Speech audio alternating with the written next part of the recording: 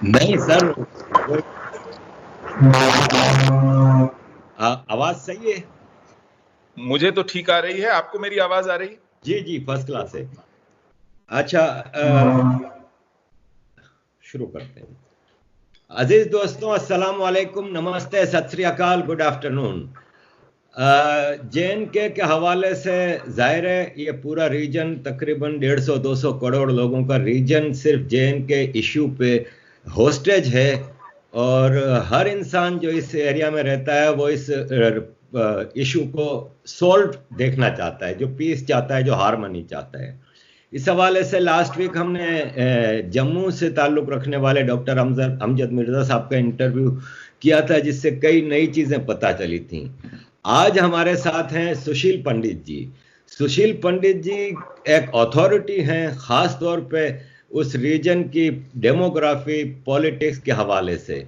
मैं being a student of Indian politics and regional politics, मैं खुद सुशील जी से बात करना चाहता था एक अरसे से, और कुछ चीज़ें अपने लिए भी और दर्शकों के लिए भी सुनना चाहता था उनसे। नमस्ते Sushil ji, and thank you for joining us. बहुत बहुत शुक्रिया, आपने मुझे याद किया। और मेरे लिए ये बहुत गौरव की, सम्मान की बात है कि मैं आज आपके साथ बातचीत में भाग ले रहा हूँ। Thank you sir. सर, हम शुरुआत करते हैं कश्मीर से।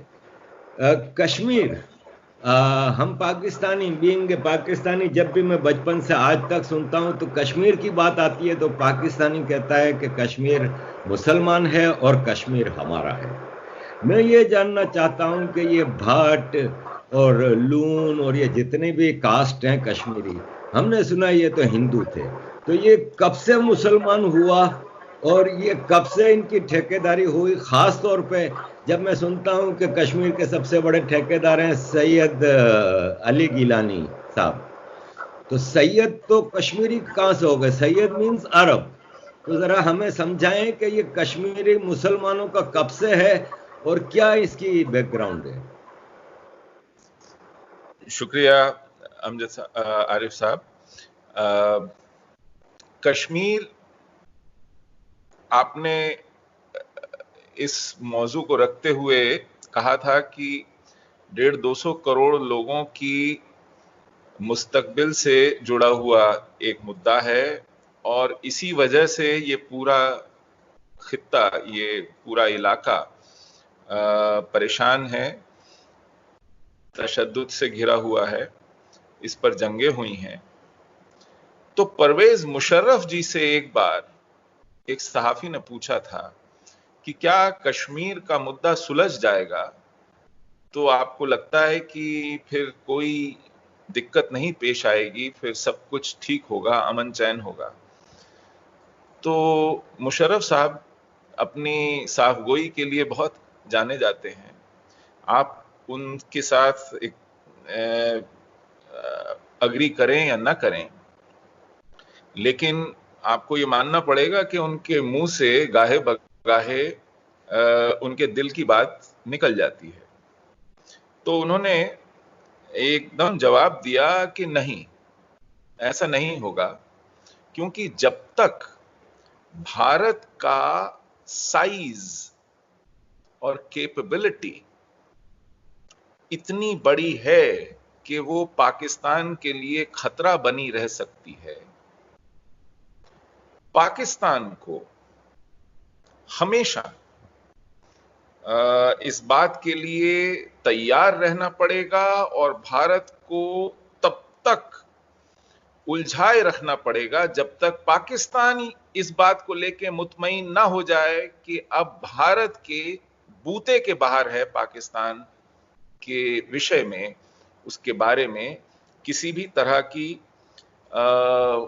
खामो ख्याल पालना, कोई उसको नुकसान पहुंचाने लायक कुव्वत रखना या हैसियत रखना। तो ये उन्होंने एक मिलिट्री स्ट्रैटेजिस्ट के नाते, एक पाकिस्तान के सिक्योरिटी डॉक्ट्रिन के नाते ये उन्होंने कहा, क्योंकि आप पाकिस्तान का अगर रवैया देखें पहले दिन से, जिन्ना साहब ने कहा था कि मुझे I have received a moth eaten Pakistan. उनको लगता था कि उन्हें दाएं बाएं भारत के एक मशरकी और एक मगरबी पाकिस्तान तो मिल गया है, लेकिन बीचों बीच एक बहुत बड़ा भारत खड़ा है, और इसका डर उन्हें सताता था कि जिस दिन इस भारत को पता चलेगा कि मेरे साथ क्या हुआ है, तो उस दिन पाकिस्तान का क्या हश्र होगा। और ये उनके मन में, उनके जहन में ये ख्याल उठना मुनासिब भी था, क्योंकि उनको मालूम था उन्होंने भारत के साथ क्या किया है। तो पाकिस्तान पहले दिन से एक सिक्योरिटी स्टेट बना, एक वेलफेयर स्टेट नहीं बना। पाकिस्तान में आर्मी का प्रोपोर्शन किसी भी ऑर्डिनरी स्टेट से बहुत ज्यादा था। उसका अपनी फौज पर खर्च और उसकी फौज का साइज दोनों एक नॉर्मल स्टेट के, और खासकर ऐसा स्टेट जो डेवलपिंग स्टेट हो, जहां गुर्बत हो, जहां अभी तरक्की नहीं हुई हो, एक तरक्की याफ्ता रियासत के लिए, एक जहां गुर्बत का आलम ऐसा हो कि लोगों के पास खाने और रहने के इंतजाम करने की जरूरतें हों, तो ऐसी रियासत के लिए इतनी बड़ी फौज पालना और इतना खर्च करना ये मुनासिब नहीं था। और ये उसी सूरत हाल में जायज ठहराया जा सकता था जब तक कि ये फियर परसेप्शन, ये इनसिक्योरिटी ना पैदा की जाए कि हमें खतरा है, हमारे वजूद को खतरा है। और ऐसे में भारत की भी हालत कोई बहुत अच्छी नहीं थी। हम भी एक उसी खित्ते से थे, वही एक बड़ा हिंदुस्तान था जिसमें से पाकिस्तान अलग हुआ था, तो हमारी माली हालत भी बहुत अच्छी नहीं थी। तो ऐसे में शायद उनको ये लगा होगा कि पहले दिन से ही अगर वो दबाव बनाए तो ज्यादा अच्छा है। दूसरी बात, उनके जहन में सिर्फ दाएं बाएं दो पाकिस्तान खड़े कर देने का मंसूबा नहीं था। वो भारत के पेट में कम से कम आधा दर्जन पाकिस्तान देखना चाहते थे।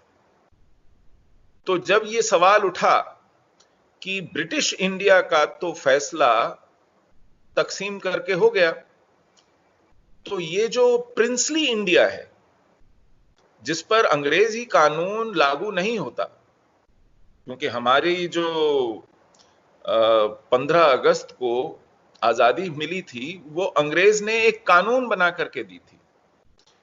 ब्रिटिश पार्लियामेंट में इंडिया इंडिपेंडेंस एक्ट पास किया गया था, उसके तहत सत्ता का हस्तांतरण हुआ था, ट्रांसफर ऑफ पावर हुई थी। तो वो जो ट्रांसफर ऑफ पावर है वो लागू की गई और उसके तहत हिंदुस्तान और पाकिस्तान वजूद में आए। लेकिन जो रियासतें थीं उनको फैसला करना था कि वो कहां जाएंगी, और जब ये सवाल उठा कि वो कैसे फैसला करेंगी, तो कांग्रेस ने कहा कि आप वहां के अवाम से पूछ लीजिए कि वो कहां जाना चाहते हैं। तो इस पर जिन्ना साहब ने ही एक ऑब्जेक्शन उठाई, एक आपत्ति उठाई कि क्या आपने हिंदुस्तान पाकिस्तान की तकसीम लोगों से पूछ के की है? There was no reference to people. कोई रेफरेंडम नहीं था, कोई जनमत संग्रह नहीं था। तो किसने फैसला किया?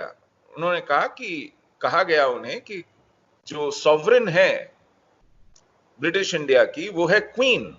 तो क्वीन ने अपने अख्तियार का इस्तेमाल करते हुए सर सिरिल रैडक्लिफ कमीशन बनाया और उसको यह हुक्म दिया कि जहां मुसलमानों की अक्सरियत है वो पाकिस्तान बनेगा और बाकी का बचा हुआ हिंदुस्तान होगा।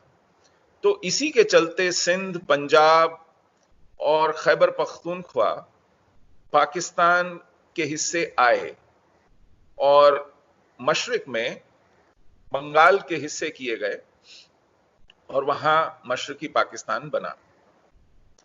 तो अगर क्वीन सॉवरेन थी और उस रियासतों में सॉवरेन कौन है? तो पाया गया कि वहां के राजा, नवाब, निजाम, महाराजा ये सब हैं। तो आप उन पर अपनी जमहूरियत क्यों थोपते हैं? वहां लोगों से क्यों पूछते हैं? जो वहां के सॉवरेन है वो फैसला करेंगे। जैसे ब्रिटिश इंडिया की सॉवरेन क्वीन थी और उसने फैसला किया ऐसे तकसीम होगा, तो रियासतों के सॉवरेन्स पे ये छोड़ा जाए। अब सुनने को तो ये एक वकील की दलील थी और उसमें थोड़ा दम भी था, लेकिन उसके पीछे एक सियासत थी आरिफ भाई, और वो सियासत ये थी कि ज्यादातर रियासतें जहां मुसलमान हुक्मरान थे, वहां की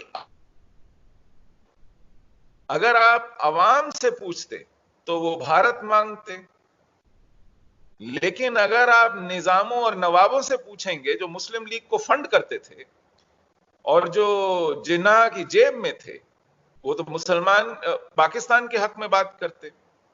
तो ऐसे में वो चाहते थे कि ब्रिटिश इंडिया का जो तकसीम हुआ सो हुआ, उसके बाद निजाम हैदराबाद, नवाब जूनागढ़, नवाब भोपाल, नवाब आरकोट, कोल्हापुर, ये सब के सब मिलकर के, बीजापुर, गोलकोंडा, यहां के लोग मिलकर के हिंदुस्तान के पेट में,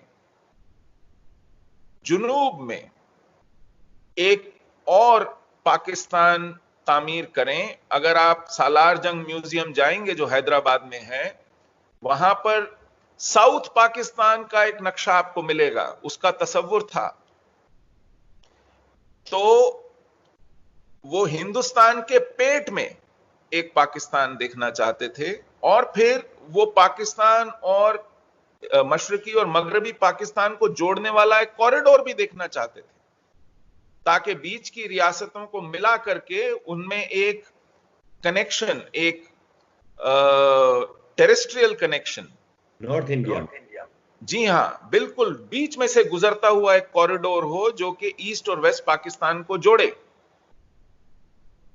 तो इसका मतलब जो बचा हुआ हिंदुस्तान उभरता, वो कटा फटा टुकड़ों में, कुछ शुमाल में, कुछ जुनूब में। यह उनका तस्वुर था कि बीच में एक मुश्त, एक रियासत जो बड़ी हो और मुकम्मल हो और खुद मुख्तार हो और मजबूत हो, वो ना उभरे ताकि पाकिस्तान के लिए किसी तरह की कोई मुश्किल दरपेश ना आए। यह तस्वुर था उनका, और इसमें सिर्फ एक एक्सेप्शन था कश्मीर, क्योंकि वहां पर 70% के करीब जो अवाम था वो मुसलमान अवाम था, लेकिन महाराजा हिंदू था। अच्छा, ये 70% कश्मीर का कह रहे हैं तो पूरी लद्दाख, जम्मू कश्मीर मिला के? पूरी रियासत का, क्योंकि उसमें गिलगिट बाल्टिस्तान भी था, उसमें मुजफ्फराबाद भी था, मीरपुर भी था, और फिर जम्मू का हिस्सा था, लद्दाख का हिस्सा था। तो इस पूरे हिस्से को, इस पूरी रियासत को अगर देखते आप एक मुश्त, तो लगभग 70% अवाम इसमें मुसलमान था।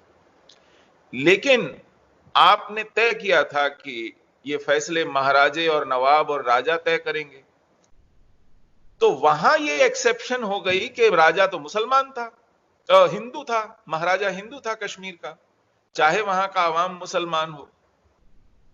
तो लोगों ने जिन्ना से पूछा कि आपने कश्मीर के बारे में जुआ तो नहीं खेल लिया है, क्योंकि जिस बिना पर निजाम हैदराबाद और नवाब जूनागढ़ और नवाब भोपाल हिंदुस्तान में नहीं जाएंगे, उसी बिना पर हो सकता है कश्मीर पाकिस्तान ना आए, क्योंकि हिंदू महाराजा शायद तय करे कि उसे नहीं जाना है पाकिस्तान। तब आप क्या करेंगे? तो तब जिन्ना साहब ने कहा था कि नहीं, कश्मीर वो सेब है जो मेरी जेब में पहले से ही है। और उनसे पूछा गया कैसे, तो उन्होंने 3 वजह बताई। उन्होंने कहा कि सबसे पहली बात यह है कि 70% अक्सरियत जहां मुसलमानों की हो, उसको हिंदुस्तान अपने पास कैसे रख पाएगा? हिंदुस्तान के लिए यह बड़ा मुश्किल होगा।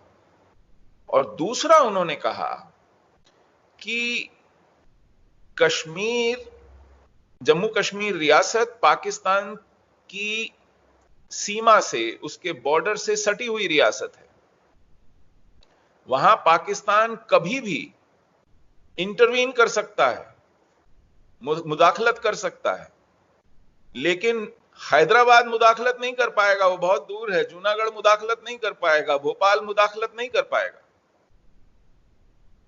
तो ये एक इशू था जो कि उन्होंने दूसरा बताया, वजह थी कि पाकिस्तान के लिए ये शर्त जरूरी थी। और तीसरी शर्त जो उन्होंने बताई, वो कहा कि कश्मीर को जाने वाले जो रास्ते हैं वो सब पाकिस्तान होकर के जाते हैं। जो कश्मीर वादी है उसका रास्ता बारामूला, मुजफ्फराबाद होते हुए रावलपिंडी निकलता है, जमीन का रास्ता। जो जम्मू का रास्ता है वो रणबीर सिंहपुरा होते हुए सियालकोट निकलता है। और क्योंकि जम्मू कश्मीर रियासत एक लैंडलॉक्ड रियासत है, अपनी तमाम बुनियादी जरूरतों के लिए वो पाकिस्तान के ऊपर निर्भर करती है, डिपेंड करती है। यहां तक कि नमक और मिट्टी का तेल पाकिस्तान से आता है। तो ये तीन बड़ी वजह हैं कि जम्मू कश्मीर पाकिस्तान के अलावा कुछ और सोच नहीं सकता, और अगर सोचे भी तो हमारे पास वो कुव्वत, वो सलाहियत है कि हम मुदाखलत करके उसको निपटा सकें। लेकिन हमें हिंदुस्तान के अंदर पाकिस्तान पैदा करने हैं, उसको टुकड़ों में काटना फाड़ना है, तो उसके लिए हमें वहां के नवाबों और निजामों को ताकत देनी होगी, उन्हें खुद मुख्तारी देनी होगी, जिससे कि वो पाकिस्तान के हक में फैसला कर सकें। तो ये एक पस मंजर है, ये एक कॉन्टेक्स्ट है जिसमें हमारा इस हिंदुस्तान पाकिस्तान का बंटवारा हुआ। और कश्मीर इस तरह उलझा कि जिन्ना साहब के मंसूबे किसी काम नहीं आए। सरदार पटेल ने समझाकर, बुझाकर, डराकर, धमकाकर, ललचाकर, हर तरीके से मनाकर सबको एक कर लिया। 15 अगस्त 1947 तक आते आते पूरे हिंदुस्तान में ये एका हो गया और सब रियासतें इधर मिल गईं। सिर्फ 2 रियासतें बची, एक हैदराबाद और एक जम्मू कश्मीर। इधर नेहरू और महाराजा हरि सिंह में खटपट चल रही थी। वो खटपट यूं चल रही थी कि शेख और नेहरू में काफी दोस्ती थी। शेख अब्दुल्ला जो कश्मीर के एक अच्छे कायद थे, जाने माने लीडर थे। जब इंडिया में क्विट इंडिया मूवमेंट चला तो उन्होंने क्विट कश्मीर मूवमेंट शुरू किया था 1946 में। इंडिया का क्विट इंडिया मूवमेंट चला था 1942 में। और ये अंग्रेजों के इशारे पर और महाराजा हरि सिंह को तंग करने के लिए था। महात्मा गांधी ने शेख अब्दुल्ला को समझाया कि भाई अंग्रेज के खिलाफ क्विट इंडिया मूवमेंट इसलिए है क्योंकि वो तो बहुत दूर से आया है, विलायत में रहता है, हिंदुस्तान में उसका क्या काम है, यहां तो कोई उसका लेना देना नहीं। लेकिन महाराजा तो यहीं का है, वो कहां जाएगा, वो कोई बाहर से थोड़े ही आया है, तो आप उसको बाहर कहां भेजेंगे। और दूसरी बात ये कि महाराजा बहुत वतन परस्त था। उसने अंग्रेजों से दुश्मनी मोल इसीलिए ली थी कि उसने 1930 की गोलमेज कॉन्फ्रेंस में साफ साफ अंग्रेज से कहा था कि आपको हिंदुस्तान को आजाद कर देना चाहिए और हिंदुस्तान को ब्रिटिश इंडिया और प्रिंसली इंडिया जैसे आर्टिफिशियल डिविजन्स में नहीं बांटना चाहिए, क्योंकि तब उस गोलमेज कॉन्फ्रेंस में करीब 14 रियासतों के बड़े नवाब, निजाम, महाराजा आए थे लंदन, जो बाकी सभी रियासतों की नुमाइंदगी कर रहे थे। और ये गोलमेज कॉन्फ्रेंस हुई ही इस वजह से थी कि कांग्रेस की जो मूवमेंट्स चल रही थी, जिसे वो नॉन कोऑपरेशन मूवमेंट कहते थे, असहयोग आंदोलन, या जो एक फ्रीडम मूवमेंट के अलग अलग दौर थे, तो उसमें उन्होंने कांग्रेस को अपनी औकात बताने के लिए कि भाई देखिए, ब्रिटिश इंडिया के हुक्मरान हम हैं और प्रिंसली इंडिया के हुक्मरान ये 14 बैठे हैं, और हम सब कानूनन अपनी अपनी रियासतें संभाल रहे हैं, हमारा एक वजूद है। आप कांग्रेस कहां से, किस खेत की मूली हैं, और आप किसकी बिना पर, आपने कौन सा चुनाव लड़ा है, कौन सा इलेक्शन लड़ा है, किसने आपको मुंतखब किया है, आप होते कौन है हिंदुस्तान के बारे में बात करने वाले। तो इस लिहाज से ये कॉन्फ्रेंस बुलाई गई थी ताकि कांग्रेस को बताया जा सके कि वो इररिलेवेंट है, वो कहीं शुमार में नहीं है।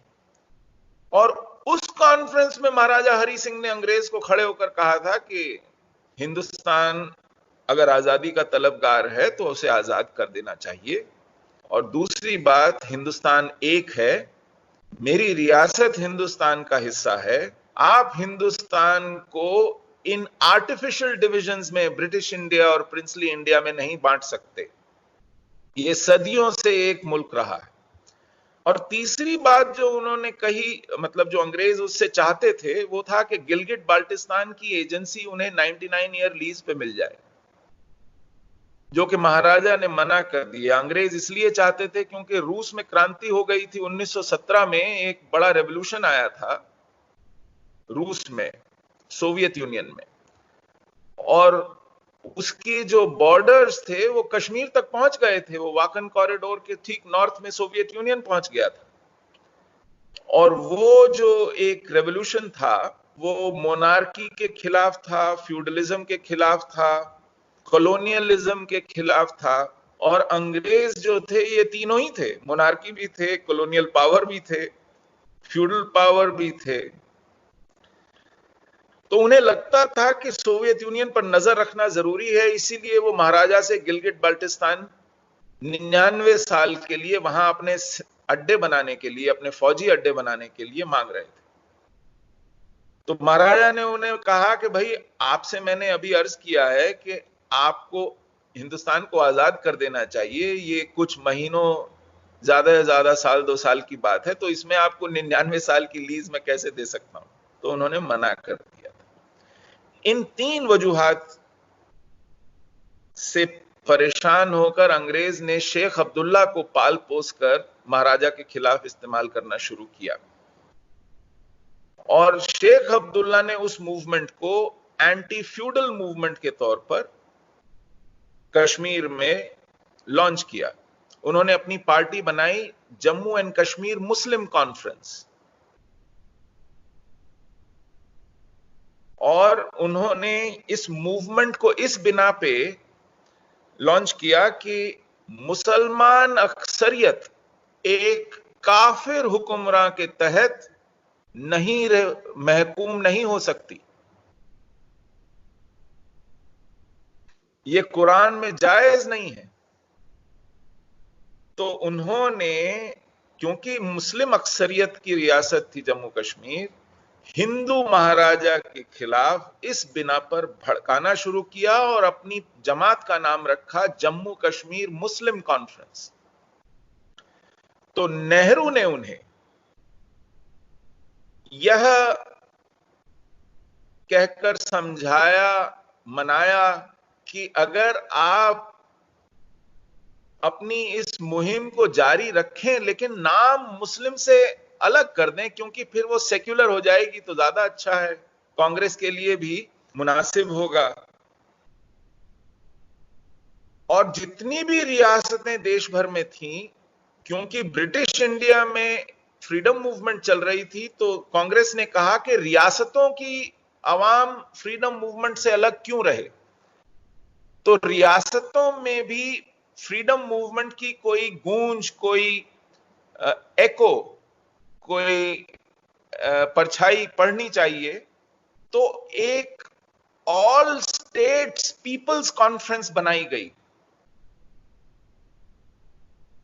सभी रियासतों की मिला के पीपल्स कॉन्फ्रेंस, वहां के लोगों को इकट्ठा करके एक जमात बनाई गई और उसका सदर नेहरू ने शेख अब्दुल्ला को मुंतखब किया खुश करने के लिए कि तुम जिस तरह कश्मीर में राजा के खिलाफ एक मुहिम चलाए हुए हो, पूरे देश में सभी राजाओं के खिलाफ मुहिम चलाने के लिए ऑल स्टेट पीपल्स कॉन्फ्रेंस बना करके उसका सदर उनको मुंतखब, इस तरह इन दोनों की दोस्ती परवान चढ़ी। तो 7-8 साल में उसने अपनी जमात का नाम बदलकर नेशनल कॉन्फ्रेंस कर दिया, मुस्लिम कॉन्फ्रेंस से। जहनियत बदली कि नहीं ये मैं नहीं जानता, लेकिन नाम जरूर बदला और उनको हिंदुस्तान भर में नेता के तौर पे प्रोजेक्ट करने की कोशिश की। ऐसे में जिन्ना साहब को ये अच्छा नहीं लगा कि मेरे अलावा भी मुसलमानों का कोई लीडर हो सकता है। वो इस मामले में थोड़े अक्खड़ थे, अपने सामने अपने बराबर किसी को मुसलमानों का कायद समझते नहीं थे। तो जब वो कश्मीर गए और शेख से बात की कि चलिए, शेख साहब ने इनसे कहा कि मैं कश्मीर के बारे में कुछ खास शरायत रखना चाहता हूं, पाकिस्तान के अंदर जब कश्मीर आएगा तो कश्मीर के मुसलमानों के लिए कुछ खास शर्तें। तो उन्होंने कहा ऐसा कुछ नहीं होगा, जब पाकिस्तान बन जाएगा तब बात करेंगे, अभी शर्तों पे कुछ नहीं होगा। टका सा जवाब दे दिया जिससे शेख भी उखड़ गए और जिन्ना तो उखड़े हुए थे ही। तो एक तरफ नेहरू और शेख की दोस्ती थी और दूसरी तरफ शेख और जिन्ना की अनबन थी, और इसमें नेहरू और महाराजा की भी अनबन थी।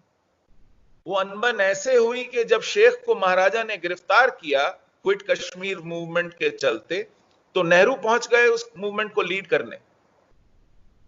और क्योंकि शेख ने एक जुर्म किया था, ट्रीजन किया था महाराजा के खिलाफ मूवमेंट लीड करते हुए, उसके खिलाफ बगावत बुलंद की थी और वो एक जुर्म था, तो नेहरू जब उस जुर्म को करने पहुंचे तो महाराजा ने उन्हें भी गिरफ्तार कर लिया। और नेहरू जो सोचते थे कि मैं आने वाले हिंदुस्तान का वजीर आजम हूं, ये कौन सा किस बला का महाराजा है जिसने मुझे गिरफ्तार करने की हिमाकत की है, तो उन्होंने उसके खिलाफ एक बहुत बड़ी नफरत पाल ली। और जब वो महाराजा बात करना चाहता था नेहरू से एक्सेशन के बारे में, उन्होंने कहा जब तक शेख को अपना वजीर आजम नहीं बनाओगे और उसको नहीं भेजोगे मुझसे बात करने, तुमसे कोई बात नहीं होगी। तो इस वजह, और सरदार पटेल को कश्मीर के मामलों से अलग रखा। तो सरदार पटेल जिसने पूरे हिंदुस्तान को एक कर दिया 15 अगस्त आते आते, और कश्मीर के मामलों से उसे अलग रखा गया, और कश्मीर के राजा से नेहरू बात करके राजी नहीं, क्योंकि शेख अब्दुल्ला जो जेल में है उसको पहले प्रधानमंत्री बनाइए, वजीर आजम बनाइए, तब नेहरू बात करेंगे। तो कश्मीर का मामला इस वजह से लटका रहा। महाराजा बात करना चाहते थे, नेहरू बात होने नहीं दे रहा था, क्योंकि शेख पर वो जिद बनाए बैठे थे। तो इधर जिन्ना को लगा कि पूरे देश में अपनी रियासतें खड़ी करने का मंसूबा तो नहीं रहा, ऐसा ना हो कश्मीर हाथ से निकल जाए, तो उन्होंने, उन दिनों एक साहब हुआ करते थे इस्कंदर मिर्जा, वो खैबर पख्तूनख्वा के गवर्नर हुआ करते थे, फ्रंटियर प्रोविंस कहा जाता था उसको तब। उन्होंने कहा कि इधर से अंग्रेजी जो छावनियां हैं वो हट रही हैं, और जो पठान हैं उनके ठेके वेके, उनकी नौकरियां, उनके काम धंधे बंद हो रहे हैं, और ये सब हथियार बंद हैं, इनका क्या करें, ये तो परेशान करेंगे। तो जिन्होंने कहा कि ठीक है, ये जो महसूद ट्राइबल्स हैं, इनके ट्रक चला करते थे कराची से पेशावर, ये छावनियों में सप्लाई का काम किया करते थे, हथियारबंद भी थे, ट्रक भी इनके पास थे। तो सिकंदर मिर्जा से कहा गया कि आप 1000 ट्रक और 10,000 जिहादी भेज दीजिए कश्मीर की तरफ, कहिए वहां जिहाद करना है, वहां बहुत माल गनीमत है। और उसके साथ पाकिस्तानी फौज के कुछ अफसर और जवान लगाए गए। तो पाकिस्तान ने जम्मू कश्मीर रियासत पर धावा बोल दिया। 20 अक्टूबर 1947 1947 को 14 अगस्त को पाकिस्तान वजूद में आया था। और फिर महाराजा ने जिन्ना से मोहलत मांगी थी, एक स्टैंड स्टिल एग्रीमेंट साइन किया था कि साहब मुझे अभी कोई भी फैसला लेने में दुश्वारियां दरपेश हैं, मुझे बहुत लोगों से इस पर मशवरा करना है, मेरी रियासत में किस्म किस्म के लोग हैं, जगह जगह अलग बोलियां बोली जाती हैं, अलग अलग रीजन्स हैं, क्लाइमेट्स हैं, ज्योग्राफीज हैं, तो मैं सबसे राय मशवरा करूं, इसमें वक्त लग रहा है। तो जिन्ना साहब ने बहुत शौक से वो साइन कर लिया कि मैं ठीक है, तब तक कोई मुदाखलत नहीं करूंगा, किसी भी तरह का स्टेटस को बिगाड़ने वाली चीज नहीं करेंगे। लेकिन फिर हमला कर दिया, और हमला करने से पहले जो फौज थी महाराजा की, उसमें जाहिर है कि बहुत से मुसलमान फौजी भी थे, उनमें घुसपैठ करके बगावत पैदा कर दी, क्योंकि इस्लाम के नाम पर पाकिस्तान बना था और जम्मू कश्मीर का महाराजा हिंदू था। और कहा गया कि महाराजा को चेताया गया कि भाई देखिए ऐसा ना हो कि बगावत हो जाए। उन्होंने कहा नहीं, ये सब मेरे बहुत जाने माने लोग हैं, मेरे वफादार हैं, ऐसा कुछ नहीं होगा। लेकिन मीरपुर में कर्नल नारायण सिंह की क़यादत में जो फौज तैनात थी, उसके मुसलमान फौजियों ने रात को अपने साथी फौजियों, ब्रदर सोल्जर्स को निहत्था करके मार दिया, कत्ल कर दिया। और वहां से बगावत शुरू हुई, और फिर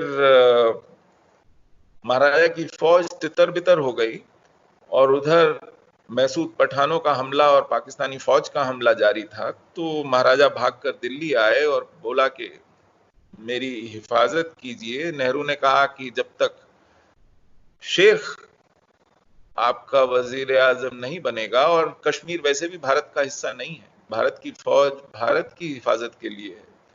तो फिर उन्होंने बिना शर्त न सिर्फ भारत के साथ इलाक किया, बल्कि शेख को भी नेहरू की मर्जी के साथ,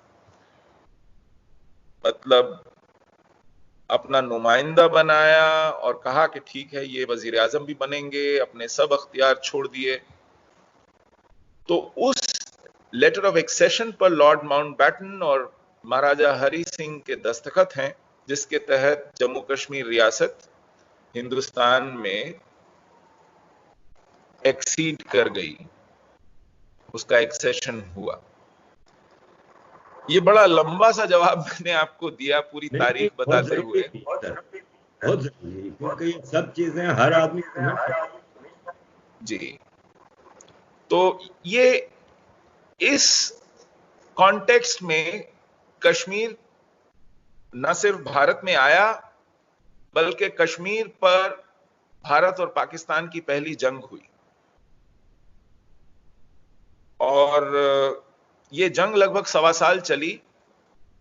इसी बीच नेहरू यूनाइटेड नेशंस भी चले गए, और यूनाइटेड नेशंस में सिक्योरिटी काउंसिल में ये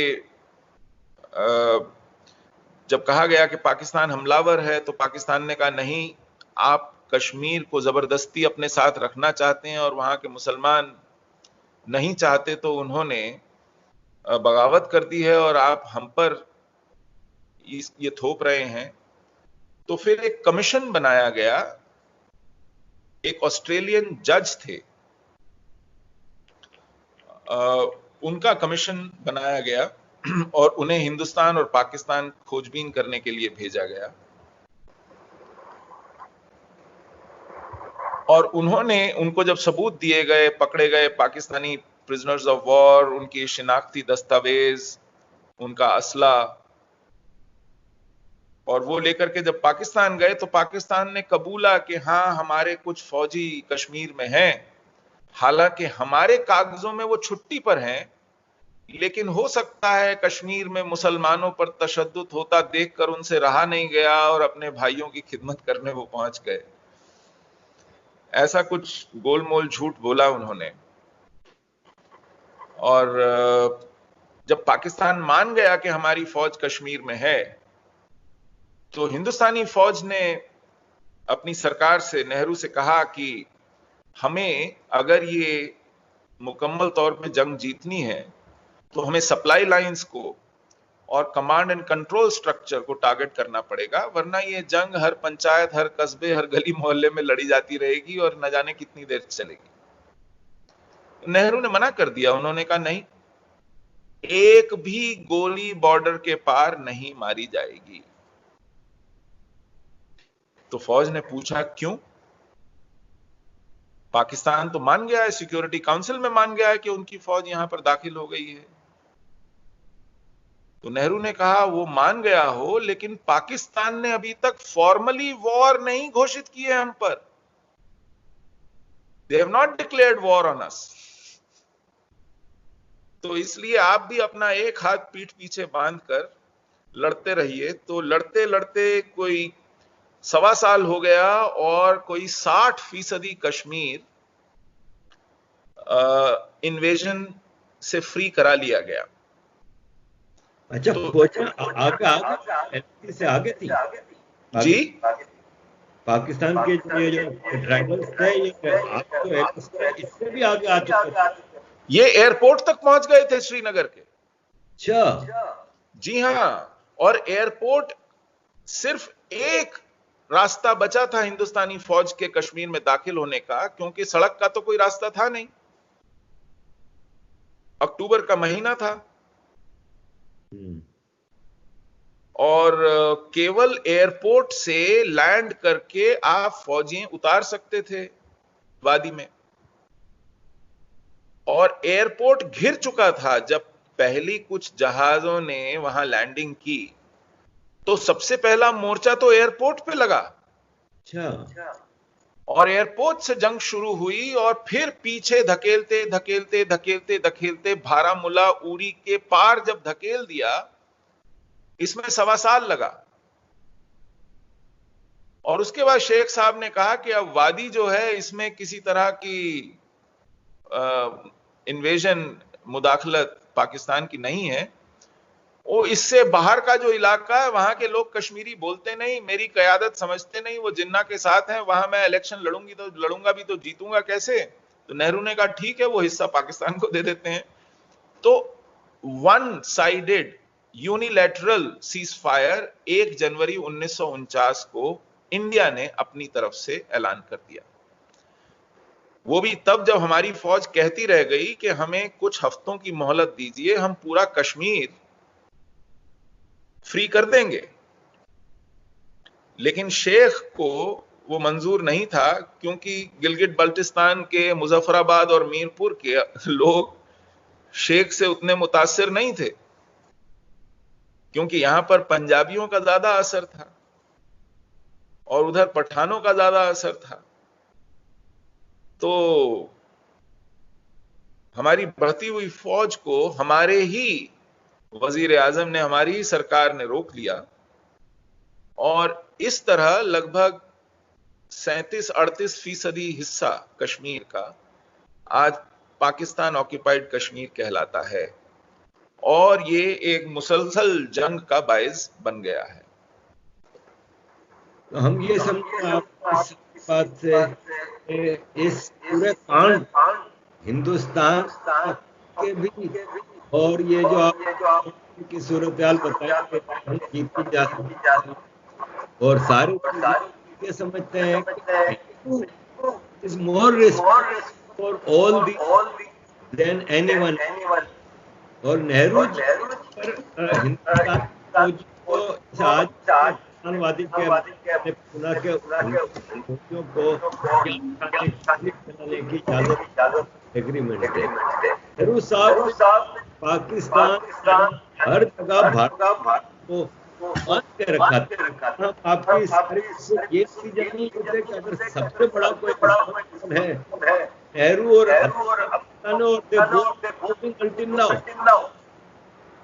ये क्या मजाक? आपकी आवाज थोड़ा टूट टूट के आ रही है। मैं वापस अपना सवाल, आवाज जी, सही अब सही आ रही है? थोड़ा थोड़ा बेहतर हुई है। अच्छा, मेरा सवाल ये है कि आप पूरा जो के केस अभी हम था, उसके हिसाब से तो मुझे सबसे बड़े कल्प्रिट अब्दुल्ला खान, नेहरू की नजर आती है, इस ठीक बात वजह है। से और दूसरों के। तो आज तक भी इंडिया पर रूल कर रहे हैं और कश्मीर पर रूल कर रहे हैं अब्दुल्ला खानदान भी और नेहरू खानदान। तो जी, क्या क्या ऐसी वजह है कि हिंदुस्तानी एक इतनी पढ़ी लिखी कौम, हिस्टोरिकली एक कौम, एक खानदान की इतनी हद तक गुलाम? जी। ऐसा हुआ कि हिंदुस्तान में बंटवारे के बाद एक तरबियत दी गई, एक नजरिया रखा गया कि चलिए अब जो हुआ सो हुआ, इसे भूल जाइए। अब हम हिंदुस्तान के अंदर भी और हिंदुस्तान के बाहर भी एक सेक्युलर निजाम रखेंगे और जो वाकयात हुए हैं उस पर मिट्टी डालेंगे और नए सिरे से एक मुल्क तामीर करेंगे, एक सोसाइटी बनाएंगे। अब उस दौर में शेख अब्दुल्ला को तश्तरी पे रख के पावर दी गई कश्मीर की, और जवाहरलाल नेहरू एक पॉपुलर लीडर के नाते काबिज हो गए हिंदुस्तान पर। और एक अजीब सा सेक्युलरिज्म शुरू हुआ जिसमें शेख अब्दुल्ला ने कहा कि मुझे खुद मुख्तारी चाहिए और नेहरू ने कहा ले लीजिए। वजह क्या है? वजह है कि जो जम्मू कश्मीर रियासत है उसमें मुसलमान अक्सरियत में है।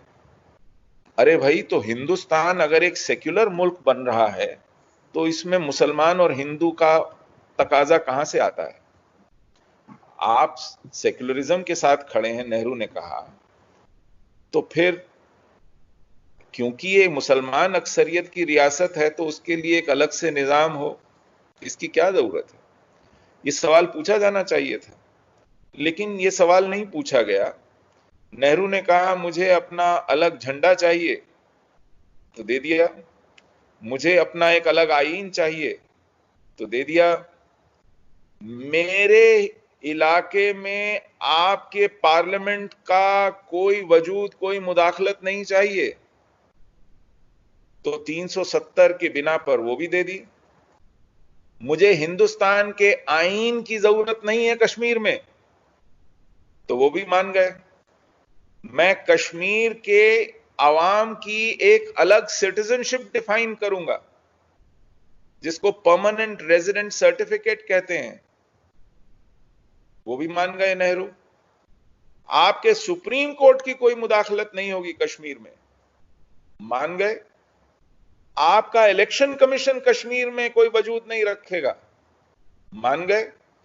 आपका कंट्रोलर एंड ऑडिटर जनरल जो सरकार के खर्चों के हिसाब किताब रखता है, निगरानी रखता है, उसका कोई वजूद नहीं होगा, उसकी कोई जुरिस्डिक्शन नहीं होगी कश्मीर में, ये भी मान गए।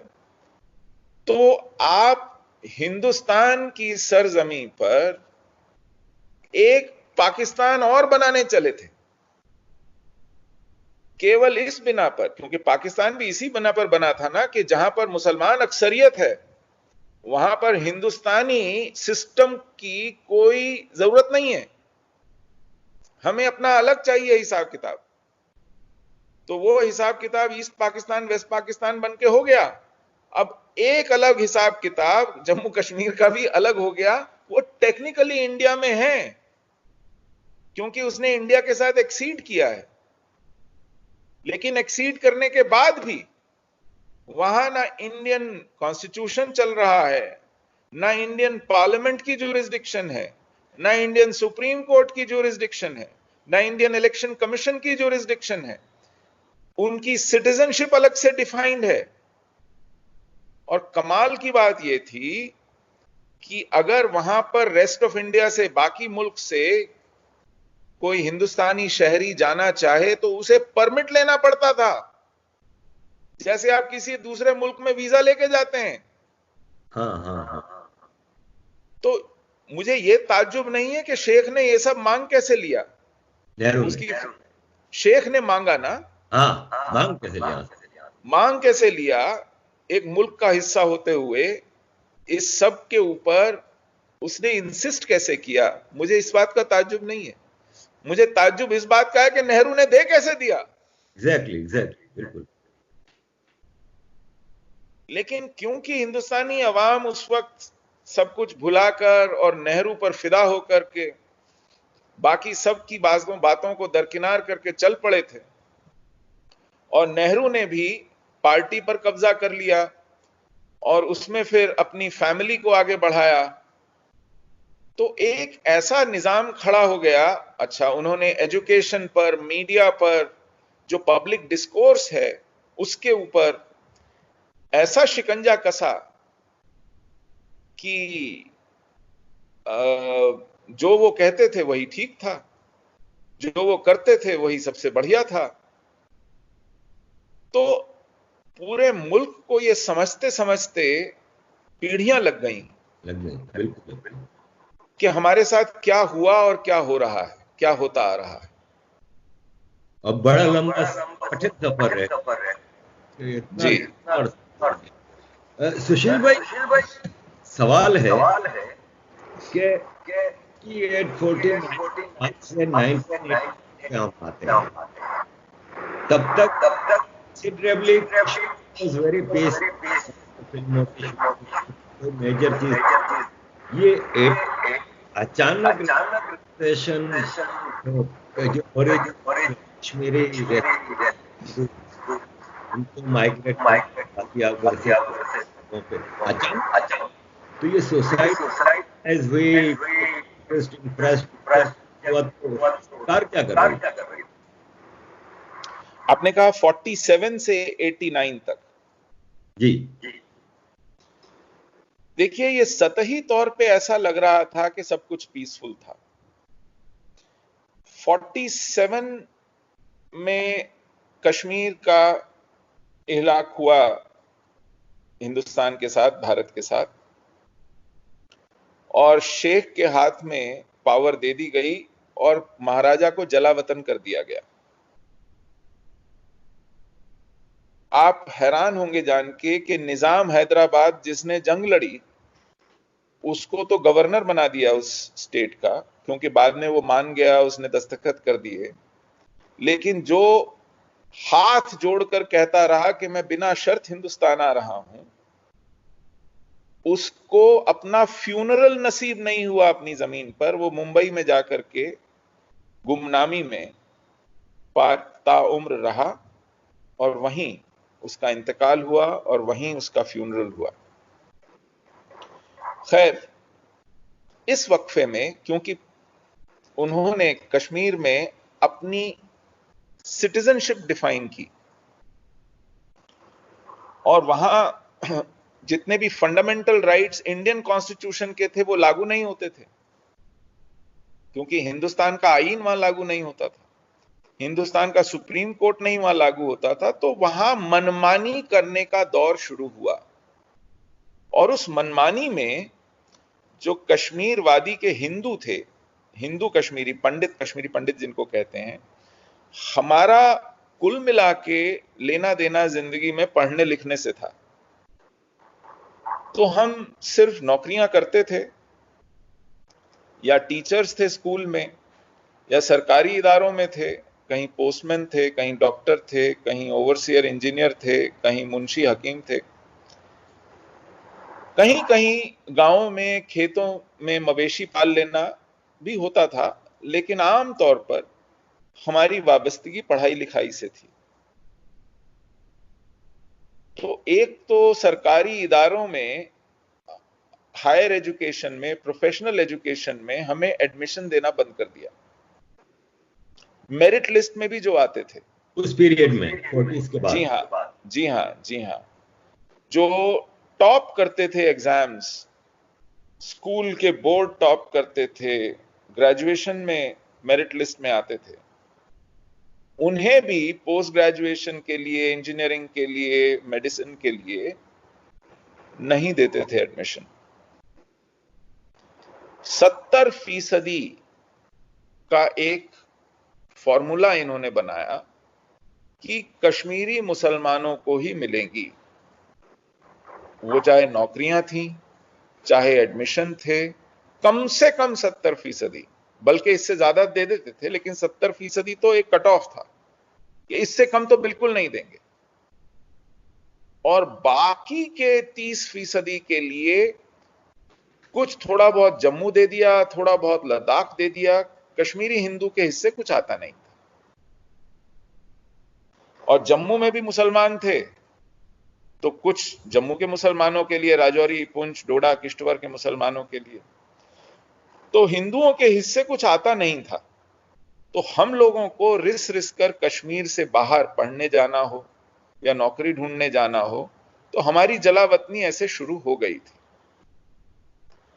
और हम लोग किसी तरह सीने पे पत्थर रख के, मन मसोस के, क्योंकि अपना घर है, अपनी जमीन है, अपनी जगह है, वहां रह रहे थे। और हमारे एक बड़े इंटेलेक्चुअल हैं, डॉक्टर तोशखानी, वो कहते हैं रह नहीं रहे थे, सह रहे थे। सह रहे थे। और फिर ये सहना जब असहनीय हो गया, जब सहन करने के बाहर हो गया, क्योंकि धीरे धीरे वो एग्रेसिव होता गया, जो हॉस्टिलिटी थी। फिर रातों रात नहीं नहीं नहीं नहीं, एक बात मैं आपको और बताता चलूं, जब शेख अब्दुल्ला ने इंडिया के साथ एक्सेशन को मान लिया, तो कश्मीर में एक जमात थी, जमाते इस्लामी, उसने इसकी मुखालफत की। जमाते इस्लामी के पास एक कैडर भी था। जमाते इस्लामी और शेख अब्दुल्ला में बनती नहीं थी। शेख अब्दुल्ला पॉपुलर लीडर था, जमाते इस्लामी एक तासुबी जमात थी, वो इस्लाम की बिना पर चल रही थी। हालांकि शेख अब्दुल्ला में भी इस्लामियत की कोई कमी नहीं थी, उसकी हर तकरीर कुरान की एक आयत से शुरू होती थी। लेकिन वो, अगर पाकिस्तान इस्लाम पर ज्यादा तरजीह देता था, तो शेख अब्दुल्ला कश्मीर पर ज्यादा तरजीह देता था। मुसलमान कश्मीरी या कश्मीरी मुसलमान, इसका जो एक नुआंस है, एक फर्क है, आप समझिए। तो शेख के लिए कश्मीरी मुसलमान एक बहुत बड़ी बात थी। पाकिस्तान कश्मीर को कश्मीरी मुसलमान नहीं, मुसलमान कश्मीरी के तौर पे देखता था। पहले वो मुसलमान है, फिर चाहे वो कश्मीरी है या डोगरी है या लद्दाखी है या पहाड़ी है या गुजरी है, जो भी कुछ है। इस छोटे से नुआंस में ये पॉलिटिक्स बटी। और जमाते इस्लामी को, उसके काडर को अपनी तरफ खींचने के लिए शेख जब दोबारा 1975 में वहां वजीर आला बने, तो उन्होंने बड़ी तादाद में उन्हें एजुकेशन डिपार्टमेंट में नौकरी दी, उनके उस्तादों को टीचर रख लिया। तो हालत यह हो गई कि कश्मीर के सरकारी स्कूल मदरसे जैसे दिखने लगे। और वहां से जो तरबियत शुरू हुई, तो उसने ऐसी पीढ़ियां पैदा की कि जो 90 तक आते आते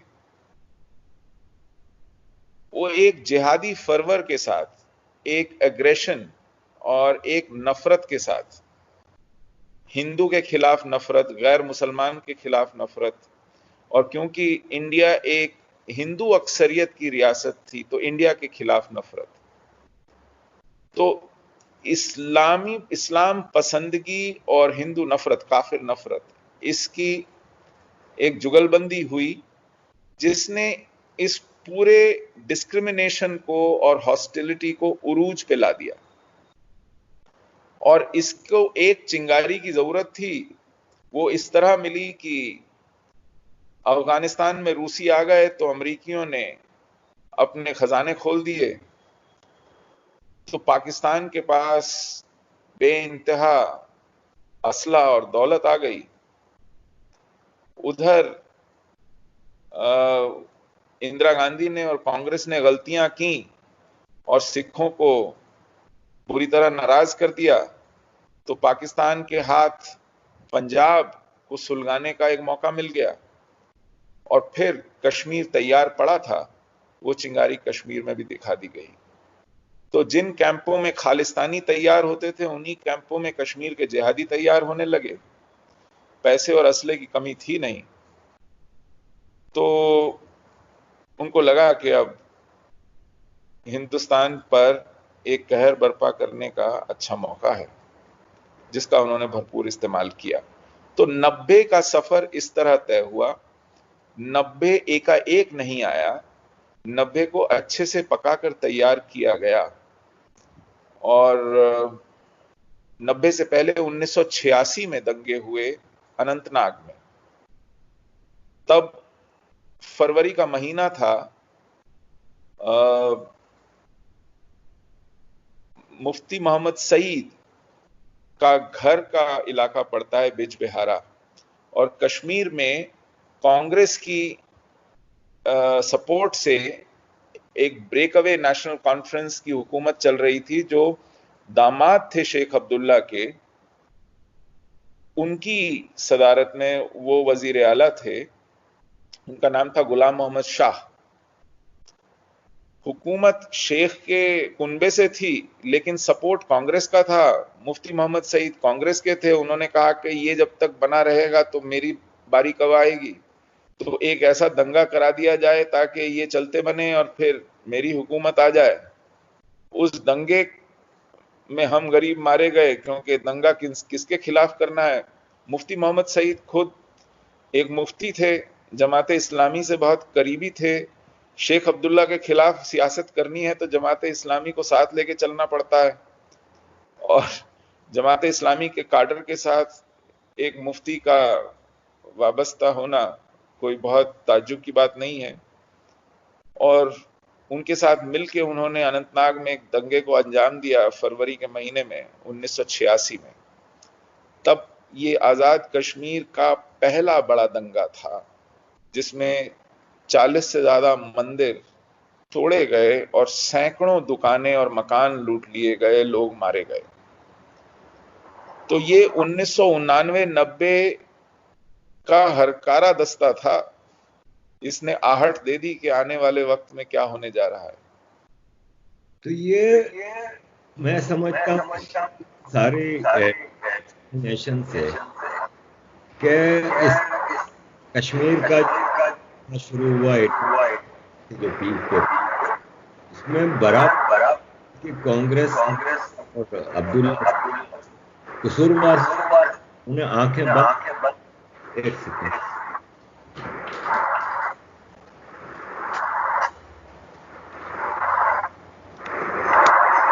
आंखें बंद सारे कश्मीर में रहा। हम आज आपने देखा शेख बीजेपी के वालिद और साथ कैसे आज जब भारत कोशिश कर रही है आर्टिकल 3 के नाम पे वहां बन रहे, तो कैसे समझेगा कोई हिंदुस्तान का वसीम उसको ब्लेटेंट मार के कहता है हिंदुस्तान करेगा, कैसे पंडित सफर वापस। मैं 95 जिनीवा गया, वहाँ कश्मीरी पंडित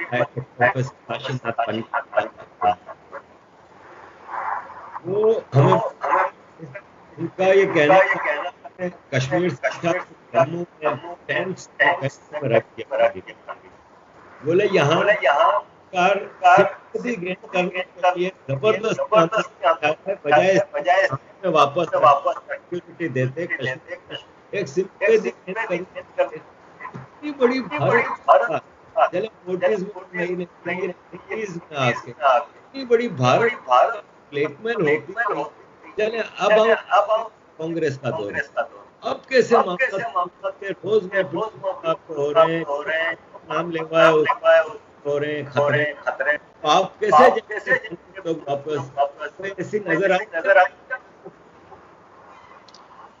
नहीं, अभी इस तरफ मुझे नहीं लगता कि बहुत ज्यादा चीजें बदलने वाली हैं। आपने ठीक फरमाया कि कांग्रेस की हुकूमत नहीं है, अब्दुल्ला की भी हुकूमत नहीं है,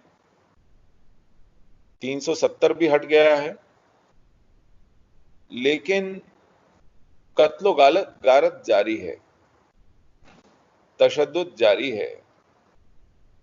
और उसकी वजह यह है कि इसको इस सतह तक लाने के लिए जो वक्त और जो मेहनत की गई है, जो दिमागों में जहर भरा गया है, पीढ़ियों को बरगलाया गया है और एक शिकंजा कसा गया है पूरे माशरे पर, वहां की इकोनॉमी पर, वहां की ब्यूरोक्रेसी पर, वहां की पुलिस पर, वहां के मीडिया पर, वहां के एकेडमिया पर, वहां की सिविल सोसाइटी पर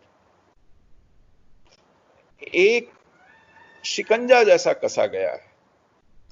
यहां तक कि बार एसोसिएशन का हेड भी हुर्रियत का सिंपथाइजर, चेंबर ऑफ कॉमर्स का हेड भी हुर्रियत का सिंपथाइजर, सहाफियों की एक बहुत बड़ी जमात हुर्रियत का। उसकी वजह यह रही कि हिंदुस्तान की सियासत में कांग्रेस ने जो एक ढर्रा शुरू कर दिया था, वो ढर्रा था अपीजमेंट का, कि हमें कश्मीरियों के दिल जीतने हैं। अब दिल जीतने हैं तो आप उन्हें तरह तरह की रियायतें देते रहिए, वो जो मांगे वो दीजिए। तो वहां सेपरेटिस्ट होना, हिंदुस्तान की मुखालफत करना एक मुनाफे का धंधा हो गया था।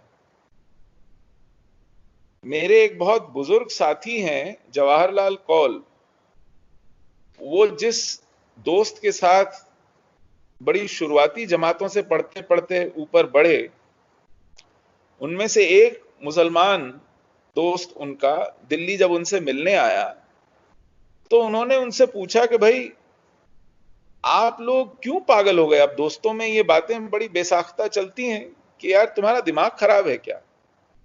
मैं पूछा क्यों? उन्होंने कहा मुझे बताइए, हिंदुस्तान के 1000 किलोमीटर रेडियस में, 2000 किलोमीटर रेडियस में कोई ऐसा मुल्क बता दीजिए जहां मुसलमानों को इतने अख्तियारात हासिल हैं, उनको इतना सुकून हासिल है, उनके पास तरक्की के इतने वसाइल हासिल हैं। आप मुझे एक ऐसा मुल्क बता दीजिए जहां मुसलमान इतने खुश हैं। 1000-2000 किलोमीटर रेडियस में किसी भी डायरेक्शन में निकल जाइए। उन्होंने कहा नहीं, ऐसा कोई मुल्क नहीं है। उन्होंने कहा फिर बताइए कि आपको हिंदुस्तान में तकलीफ क्या है? तो जवाब में उनके दोस्त ने उनसे कहा कि आप हिंदुओं में ऐसा माना जाता है कि कोई मंत्र होता है, वो मंत्र बोलने से आपकी ख्वाहिश पूरी हो जाती है, ऐसा होता है क्या? तो ये जो जवाहरलाल कौल थे हमारे बुजुर्ग साथी, उन्होंने सोचा, उन्होंने कहा सुना तो मैंने भी है कि ऐसा होता है कि कोई मंत्र बोला जाए उससे दिल की ख्वाहिश पूरी हो जाती है। तो कहते हैं आपने कोई ऐसा मंत्र कभी पाया है, आपकी कोई दिल की ख्वाहिश पूरी हो जाए, ऐसा कुछ सुना है? उन्होंने कहा ऐसा तो मेरे पास आज तक कोई आया नहीं है मंत्र। तो उनके मुसलमान दोस्त ने कहा लेकिन हम कश्मीरियों को वो मंत्र मिल गया है। तो उन्होंने पूछा वो क्या है वो मंत्र? तो उन्होंने कहा वो मंत्र है पाकिस्तान जिंदाबाद। कि जब हम पाकिस्तान जिंदाबाद बोलते हैं, हिंदुस्तान की रियासत घुटनों के बल आकर हमसे पूछती है कि हुजूर क्या खिदमत की जाए आपकी। तो हम ऐसा कहना क्यों बंद करें? यह निजाम नाफिज किया गया कश्मीर में। तो जो वहां हिंदुस्तान जिंदाबाद बोलता है उसको जूते पड़ते हैं, उसको गोली भी खानी पड़ती है। बड़ा लंबा सफर है आपका। तो हिंदुस्तान भी उसको कुछ नहीं समझता, क्योंकि हिंदुस्तान कहता है ये तो अपनी जेब में है, ये तो पहले ही हिंदुस्तान जिंदाबाद बोल रहा है, इसके ऊपर क्या खर्च करना। खर्च उस पे करो, दिल उसका जीतो जो आपसे रूठा बैठा है। तो सारा खर्च उन लोगों पे होता है जो पाकिस्तान जिंदाबाद बोलते हैं। तो पाकिस्तान जिंदाबाद प्रीमियम का सौदा है, मुनाफे का सौदा है, और वतन परस्ती कश्मीर में घाटे का सौदा है। उसको जिहादी भी गोली मारता है और उसको हिंदुस्तान की रियासत की भी बेरुखी देखनी पड़ती है। तो सर सॉल्यूशन कैसे आगे बढ़े? तो सॉल्यूशन इसको उल्टा करना है। जो पाकिस्तान जिंदाबाद कह रहा है उसको दामादों की तरह पालना बंद करना है। Great great. उसको उसका खामियाजा भुगतवाना है। हिंदुस्तान से और वतन से गद्दारी करने का जो कीमत चुकानी पड़ती है, जब वो कीमत चुकाने लगेगा तो उसको अकल आएगी। आज तक उसको उसका मुनाफा मिलता रहा है। सर हमारे एक दोस्त हैं रविचंद्रन साहब, उन्होंने एक सवाल आपके लिए भेजा है, वो एकेडमिक से है, तो मैं आपसे पूछना चाहूंगा कि what progress has been made in establishing and identifying the landed property left by Kashmiri Hindus in Kashmir due to persecution which have been usurped by those who are not the owners and the identity of the property। तो ये क्या है, जो properties आप छोड़ कब्जे हो गए, आप क्या एक धेला कॉम्पनसेशन नहीं मिला है किसी को। आप लोगों को तो इंडिया ओन ही नहीं करता, बिल्कुल नहीं करता। एक नया पैसा कॉम्पनसेशन नहीं मिला है किसी को। और अब भी इस सरकार ने भी कोई ऐसा कमीशन या कोई बिल्कुल नहीं दिया है। और 25,000 नॉन कश्मीरीज को डोमिसाइल मिले हैं, तो आप लोगों के रिपेट्रिएशन के लिए क्या हो रहा है? फिलहाल तो कोई पॉलिसी नहीं है, कोई प्रपोजल नहीं है। देखिए, हम 3 चीजों की मांग कर रहे हैं, या कहें 4 चीजों की मांग कर रहे हैं। हम कह रहे हैं कि आप हमें सैलाब ज़दा लोगों की तरह ट्रीट मत कीजिए। आप हमें जलजला ज़दा लोगों की तरह ट्रीट मत कीजिए। हम वहां किसी नेचुरल कैलामिटी की वजह से नहीं निकले थे, हमारी नस्ल कुशी की गई है। हम जेनोसाइड विक्टिम्स हैं। आप जेनोसाइड को एक्नॉलेज कीजिए, सबसे पहली बात। जब तक आप ये नहीं मानेंगे कि हमें हमारी शिनाख्त की वजह से वहां से मारा गया, लूटा गया, बेदखल किया गया, तब तक आप लीपापोती कर रहे हैं और कुछ नहीं कर रहे हैं। हमारे पास वहां अपने घर थे, जमीन थी, काम थे, धंधे थे, मंदिर थे, सारे बंद हो गए। तो हमारे पास वो सब कुछ था जो आज आप कह रहे हैं कि खैरात में लीजिए और चले जाइए। हम तो वो सब छोड़ करके आए ना वहां से, तो आज आपसे ये खैरात क्यों लें? हम इसलिए छोड़ के आए कि हमारी जान पे बनाई थी, वहां नस्ल कुशी हो रही थी। आप उस नस्ल कुशी पर पर्दा डाल रहे हैं। ये पर्दा डालना बंद कीजिए, उसको आप एक्सेप्ट कीजिए, उसको एक्नॉलेज कीजिए कि वहां जो हमारे साथ हुआ वो एक नस्ल कुशी थी, नंबर 1। नंबर 2, इस नस्ल कुशी के दौरान हमारे खिलाफ जो जुर्म हुए, जो वारदातें हुई, जो कत्ल हुए, उन सब में से एक की भी आज तक तफ्तीश होकर, मुकदमा चलकर, सुनवाई होकर सजा तय नहीं हुई है। मुजरिम घोषित नहीं हुआ है, तय नहीं हुआ है, जस्टिस नहीं मिला है, इंसाफ नहीं मिला है। आप इस सरकार से उम्मीद रखते हैं आगे ऐसा कुछ होगा? क्योंकि आर्टिकल 70 के बाद बहुत उम्मीदें बन गई थी। बिल्कुल, हमें उम्मीद है, हमें उम्मीद है तो इसी सरकार से है।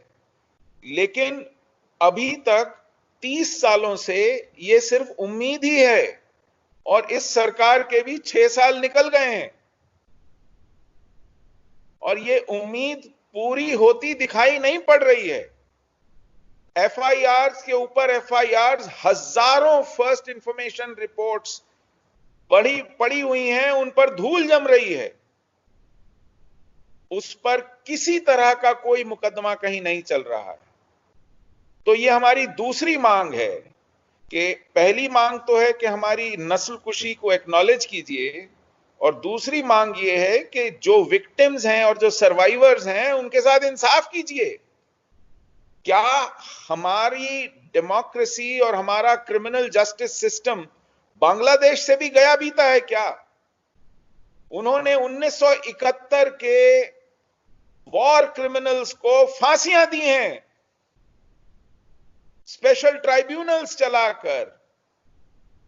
पिछले 5 साल से वो ये कर रहे हैं, और हमारे जो मुजरिम हैं वो वहां लीडर बने घूम रहे हैं, जायदादें बना लिए हैं उन्होंने, टाइकून बने हुए हैं, वो सोशल आइकॉन्स बने हुए हैं। वो चाहे गिलानी हो, चाहे बिट्टा कराटे हो, चाहे यासीन मलिक हो, चाहे मीरवाइज हो,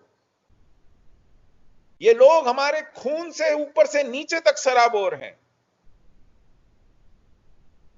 इन्होंने हमारी कत्लो गारत में शामिल हुए हैं, ये शमूलियत की है। तो हम कह रहे हैं कि इन्हें इनके किए की सजा मिले ताकि हमें इंसाफ मिले, ये हमारी दूसरी मांग है। और हमारी तीसरी मांग ये है कि हम जब जब कहते हैं कि हमारे साथ ये जुल्म हुआ कश्मीर में, तो बहुत से लोग कहते हैं कि साहब हमने तो जुल्म नहीं किया, हमने तो बंदूक नहीं उठाई, वो गोली चलाने वाले कुछ मुट्ठी भर लोग थे।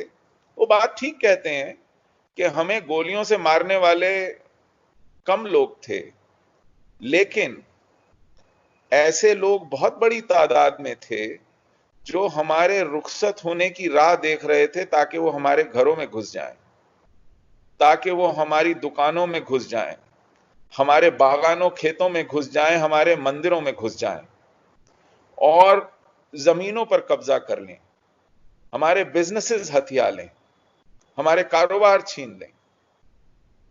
ऐसे लोगों की तादाद बहुत बड़ी है, और इन लोगों के पास वो लूटा हुआ माल एक इंसेंटिव की तरह है कि अगर हम फिर जाएंगे तो हमारी फिर नस्लकुशी होगी। तो तीसरी शर्त यह है कि जिन लोगों ने हमारे जमीन, मकान, जायदादें, व्यापार, दुकानें, बाग कब्जे में ले लिए हैं, उनसे वो कब्जे छुड़ाए जाएं। जिन लोगों ने औने पौने सस्ते में हमसे ये जबरदस्ती खरीद ली हैं और हमको उन्हें बेचनी पड़ी हैं, वो सौदे रद्द किए जाएं, कैंसिल किए जाएं। क्योंकि कोई आकर के कैंप में, तंबू में कहे कि भाई तुम्हें तो पैसों की जरूरत है, तुम्हारे बूढ़े बाप बाप को दवाई चाहिए, तुम्हारे बच्चों को पढ़ाई चाहिए, मैं तो तुम्हारे खेत में घुस ही गया हूं, उसकी देखभाल कर रहा हूं, अब मेरे पास इतने पैसे हैं, ये ले लो, अपना काम चलाओ और मेरा भी काम बन जाए। तो ऐसे डिस्ट्रेस सेल्स, अपॉर्चुनिस्टिक डील्स बहुत हुई हैं, जब लोगों को मजबूरी में झक मार के जो मिल रहा है वो लेना पड़ता था। तो हमने कहा ऐसे लोगों ने, जिन्होंने हमारी नस्लकुशी का फायदा उठाया है, ये फायदा गलत है, क्योंकि ये फायदा एक गलत नजीर बनेगा। कल को ये फिर नस्लकुशी की इंतजार करेंगे, राह देखेंगे, क्योंकि ऐसे फायदे उठाने को तैयार रहेंगे। तो इनसे वो वापस लिया जाए। और चौथी बात ये कि हम अब अगर वहां लौटेंगे तो छितराए हुए अलग अलग एक मोहल्ले में 2 या 4 बन के नहीं लौटेंगे, क्योंकि फिर वहां हम लोग सिटिंग डक्स होंगे, हम फिर वहां हॉस्टेजेस हो जाएंगे और 1-2 पीढ़ी बाद फिर निकाले जाने को मजबूर होंगे। तो अब हमें सबको, पूरी कम्युनिटी को एक जगह, एक मुश्त इकट्ठा करके बसाया जाए ताकि हम अपनी कम्युनिटी रीबिल्ड कर सकें। अब हम हॉस्टेज बनकर जाने को और जिबा होने को नहीं लौटेंगे। तो ये चार हमारी मांगे हैं, इनकी तरफ कोई पेशरफ्त होती अभी दिखाई नहीं पड़ रही है इन चारों में। और दूसरी बात ये कि 370 हटने के बाद वहां जो जिहादी शिकंजा ढीला करने के लिए काम होने थे, जो लोग काबिज हैं वहां के इदारों पर, उनको पर्ज करने का जो काम होना था वो नहीं हो रहा है। वहां फिर दिल जीतने की मुहिम चालू हो गई है कि 370 हटा दिया। जी, तो एक कदम आगे 2 कदम पीछे जैसा मंजर है। सुशील भाई, यही हाल कुछ का भी। अब हम जरा कश्मीर हिंदुस्तान की तरफ आते हैं, भारत जिसको कहते हैं। सेक्युलरिज्म सेक्युलरिज्म है पूरे हिंदुस्तान में। हर कोशिश है कि बस मुसलमान तो इनको वो कर, मैं नहीं कह रहा इक्वल ट्रीटमेंट दें, आप मेजोरिटी के सेंटिमेंट्स को हल करके माइनॉरिटी का हमेशा ख्याल रखा है। तो अगेन इस गवर्नमेंट से रही है कि हिंदुत्व एजेंडा है, एक्सट्रीमिस्ट है। असल में तो जो हो रहा है वही हिंदुस्तान को खुश करने के लिए साफ कहा कि हो रही है कश्मीर में आज भी उनको मनाया जा रहा है।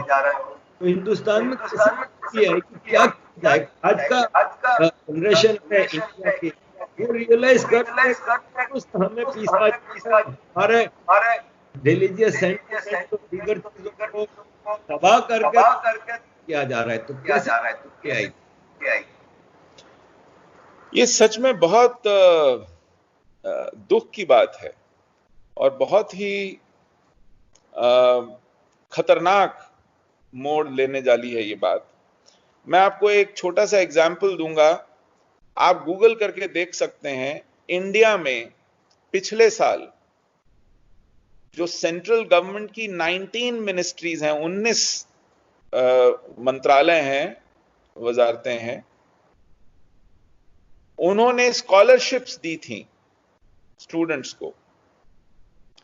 80%, 80% ये स्कॉलरशिप्स मुसलमान बच्चों को मिली।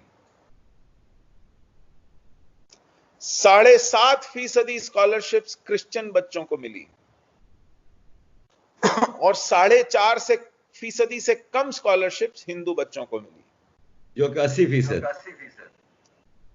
मुसलमान, हाँ, जो कि 80% है पॉपुलेशन का, 4.5% से कम। ऐसा नहीं है कि गुर्बत कम है हिंदुओं में, बहुत है। ऐसा नहीं है कि उनमें डिजर्विंग लोग नहीं है, मेरिटोरियस लोग नहीं है। दिक्कत यही है कि आज भी जो निजाम बन गया है, जो एक जहनियत बन गई है, जो पॉलिसी स्ट्रक्चर में घुस गई है बात, वो ये है कि हमें माइनॉरिटीज के लिए बढ़ चढ़ के काम करना है, चाहे वो मेजॉरिटी के एक्सपेंस पे ही क्यों ना हो। और इसी वजह से ये परवर्जन आया है। ये परवर्जन है, ये और कुछ नहीं है। बदलेगा? अगर ये नहीं निकला तो ये बम की तरह फूटेगा।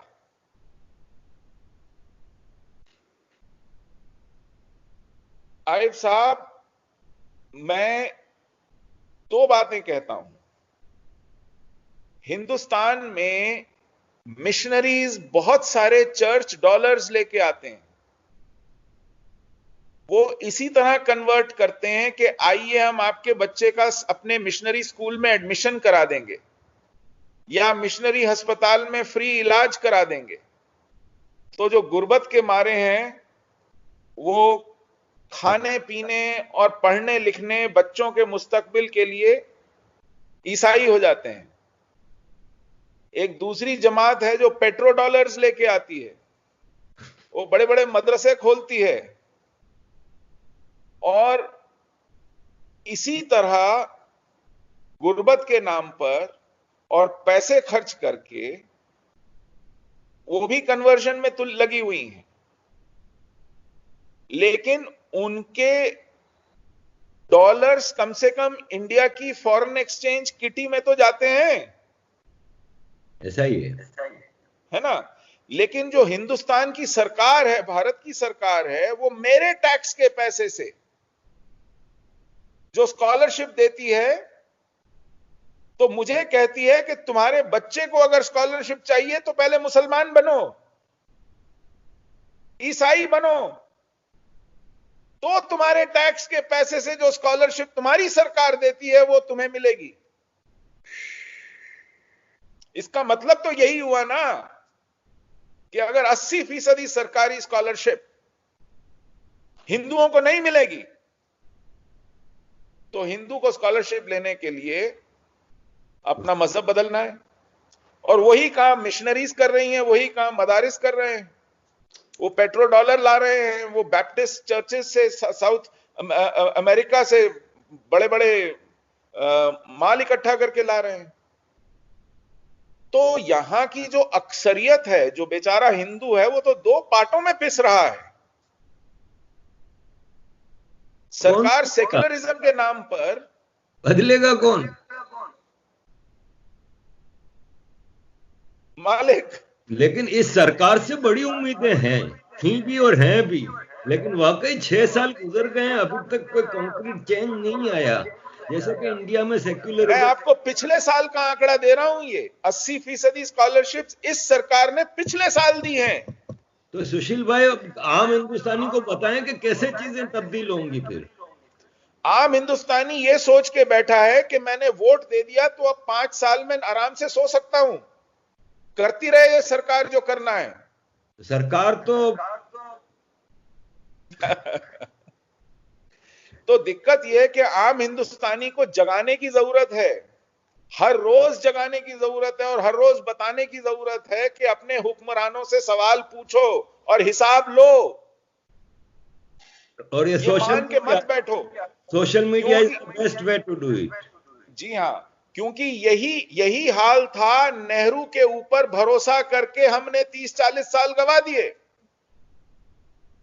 ये जो भरोसा है, ये बहुत खतरनाक चीज है। ऐसा ही है। इसी भरोसे में हम 40-50 साल गंवा गए अपने, और फिर भरोसा करके हम बैठे हैं कि हमने तो अब बदलाव ला दिया, निजाम बदल दिया, बड़े अच्छे अच्छे नारे थे, बहुत अच्छी अच्छी तजवीजें थी, अब कर लेंगे। अब कभी कभी कुछ कर भी देते हैं, 370 जैसी चीज हो जाती है, लेकिन बदल आते आते इतनी देर हो जाती है कि आप कहें कि साहब operation is successful but the patient is dead.